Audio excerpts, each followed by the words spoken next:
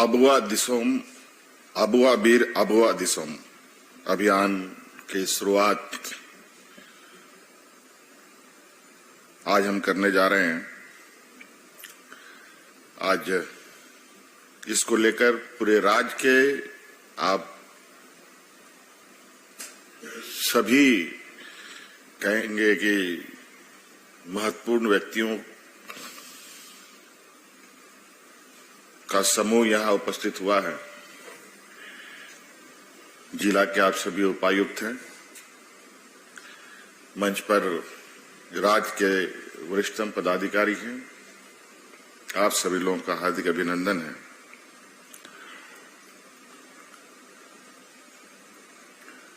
आज से आबुआ बीर आबुआ दिसोम कार्यक्रम का अभियान हम लोग शुरुआत करेंगे। इसके साथ साथ एक और कार्यक्रम है, आपकी योजना आपकी सरकार आपका द्वार भी। दो ये अभियान स्टार्ट होंगे, लेकिन इसमें मुख्य रूप से आबुआ बीर आबुआ दिसोम। दिसोम का मतलब क्या होता है, जरा आप लोग सबको मालूम है? जरा बताइए तो दिसोम का मतलब क्या होता है? कितने लोग जानते हैं दिसोम का मतलब? एक दो लोग, डीसी साहब लोग, कितने डीसी लोग जानते हैं? हाँ? क्या होता है? हाँ, देश। लेकिन और बीर का मतलब जंगल। थोड़े मोटा मोटे थोड़ी सी सन्नाटे में थोड़ी आवाज है।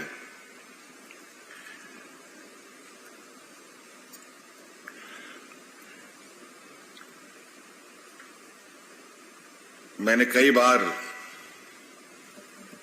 अपने पदाधिकारियों को कहा है कि ये राज्य थोड़ा सा और सब राज्यों से अलग इसकी संस्कृति है, शिष्टाचार है, सभ्यता है। यहाँ के लोग के बारे में वेलफेयर सेक्रेटरी साहब ने आपको बताया ही।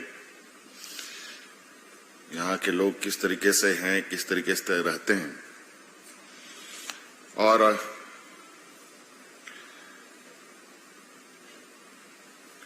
मुझे लगता है कि राज्य अलग होने के बाद जो सबसे पहले काम होना चाहिए वो अब शुरू हो रहा है। 30% के लगभग वन क्षेत्र हमारा राज्य में, और जंगल झाड़ मिलाकर के कह लें तो लगभग 50%।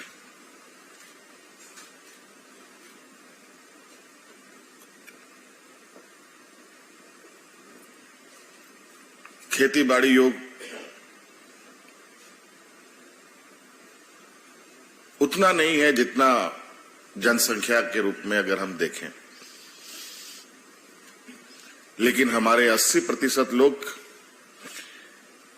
इन्हीं चीजों पर निर्भर है। कैसे निर्भर है?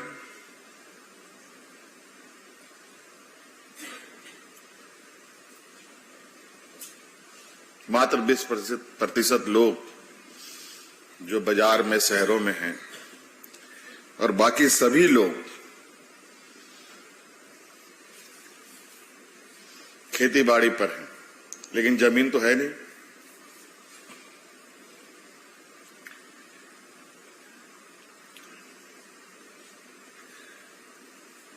वन अधिकार अधिनियम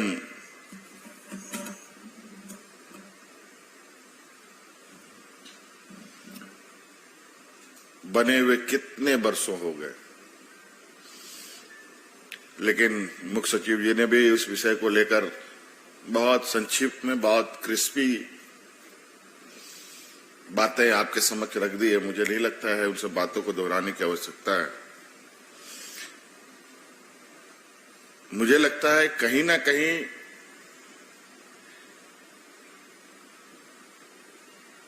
बीस वर्षों में या उससे पहले भी इस विषय पर कोई विशेष ध्यान रहा ही नहीं।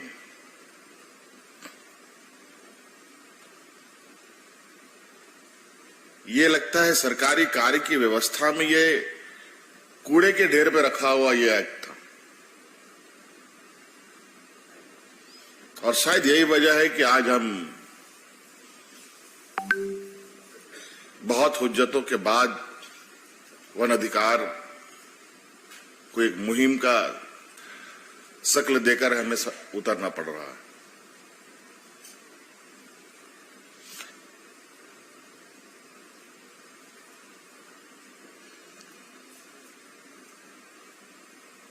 कई राज्यों ने तो, अगर आप दूसरे राज्यों को देखेंगे जहां पर आदिवासियों की भी बहुलता कम है, लेकिन वहां पर वन अधिकार के तहत पट्टों का वितरण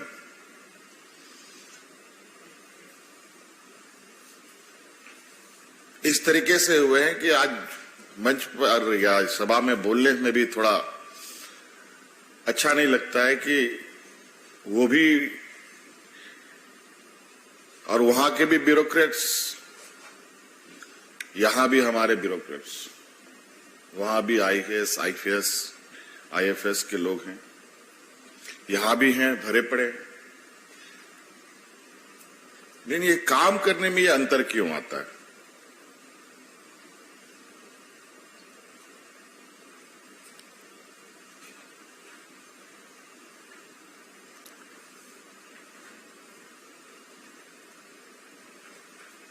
ऐसा नहीं है कि आप नहीं कर सकते, बहुत सारे ऐसे काम हम कर रहे हैं आज के दिन में जो काफी सफलतापूर्वक आप सब मिलकर कर रहे हैं, और मुझे नहीं लगता है कि आप लोगों ने कोई चीज ठान ली और वो चीज ना हो। मुझे लगता है इसको बहुत, इसकी गंभीरता को हम लोगों ने नहीं ध्यान दिया। आज नतीजा ये हो रहा है कि आज इसके ऊपर, और उसमें भी अभी जो हम लोगों ने एक फेडरेशन कृषि और वन उपज पर जो बनाया है, सिद्धू कानून कृषि एवं वन उत्पाद महासंघ, हमारी सरकार की चाल ढाल भी कुछ इस तरीके से इस विषय को लेके, आज इस महासंघ को भी बनाने में हमें 1 साल लग गया।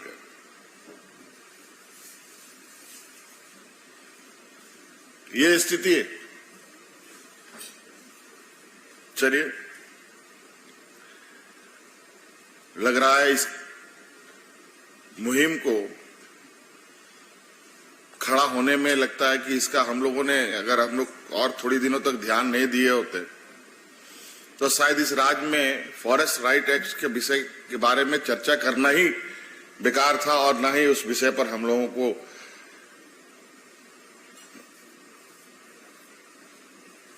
कभी चर्चा करने की आवश्यकता पड़ती।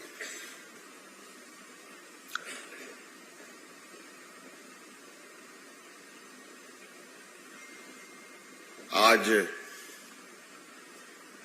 मैं बहुत ज्यादा नहीं कहना चाहूंगा और बहुत खरी खोटी भी सुना सकता हूं आज, क्योंकि जिस काम की जरूरत हमें पहले होनी चाहिए थी, करनी चाहिए थी, वो नहीं हो पाई। लेकिन इसी आशा विश्वास के साथ कि हमारे पदाधिकारी, मैंने पहले भी कहा कि आप में सक्षम है, आप कर सकते हैं और करते भी हैं, और ये हमारा विशेष फोकस इस योजना पर है। और आपको पता होना चाहिए और आपको आकलन भी करना चाहिए कि इस राज्य का भौगोलिक और इस राज्य के अंदर चल रहे विकास की गतिविधियां कितने एक दूसरे से परस्पर एक टकराव की स्थिति में आने वाला समय पैदा करेगा। आप सबको पता है कि इस राज्य में सबसे अधिक खनिज संपदाएं निकाली जाती हैं,